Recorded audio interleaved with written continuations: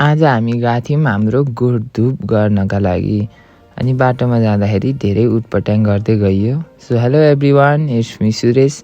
I hope सबै सन्चै हुनुहुन्छ होला। हामी दुई भाइजी रेडी भएर यसलाई चाहिँ अहिले उपद्रो गर्न लागेको थियो अनि हामी चाहिँ यहाँबाट उहाँ पुग्नुपर्ने थियो अनि हामी चाहिँ हतार निस्किहाल्यौँ, ढिलो भइसक्यो भन्नुभएको थियो। अनि हामी चाहिँ खोलामा पुगेर मैले पाती चढाएँ अनि एउटालाई चाहिँ पानी खेल्न भने धेरै रमाइलो लागेछ अनि एकछिन त्योसँग पानी छ्यापाछ्याप गरेर खेलेर एकछिन रमाइलो पनि गऱ्यौँ। अनि अलि अगाडि गएको त बाहुबलीको सुटिङ भएको झरना पो रहेछ त यहाँ त। ओहो भनेर हामीले नि प्राउड फिल गर्दै अब फेरि हामी चाहिँ आफ्नै बाटोमा लाग्यौँ है। अनि त्यसपछि 1.5 घन्टा हिँडिसकेपछि चाहिँ त्यो घामले पसिना निकालिसकेको थियो अनि तर पनि एउटाको चाहिँ एनर्जी भने अझै आए।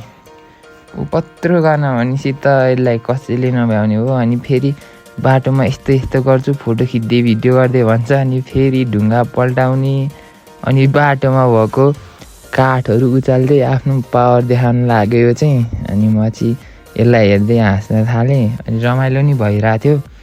जोस् केटो एकदम रमाइलो छ। फेरि हड्डी भएको बडी फ्लेक्स हान्दैछ।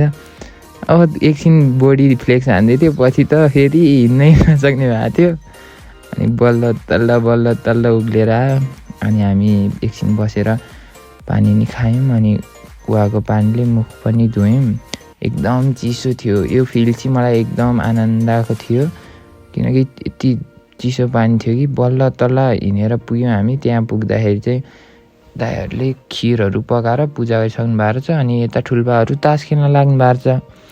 अब खेलेको देखेपछि त मलाई नि सकसक लाग्यो अनि म पनि पस्टिहालेँ फेरि खेल्नलाई। अनि म चाहिँ ठुल्बाको साटोमा खेल्न गएको अनि एकछिन ठुल्बाहरूसँग तास पनि खेल्यौँ, रमाइलो नि भयो। अनि प्रसाद पाएकै छ अनि प्रसाद दिनुभयो, प्रसाद पनि खाएको। प्रसाद चाहिँ अलिक तितो थियो। पछि खिर देखेर फेरि मेरो मुखमा पानी आयो अनि हतार मैले दाइलाई मागेर खिर पनि खान थालेँ।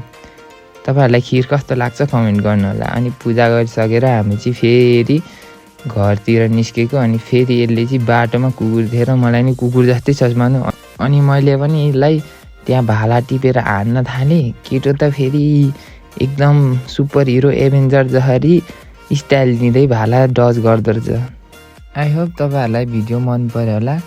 यदि भिडियो मन पऱ्यो भने लाइक, कमेन्ट र सब्सक्राइब गर्न नबिर्सिनु होला।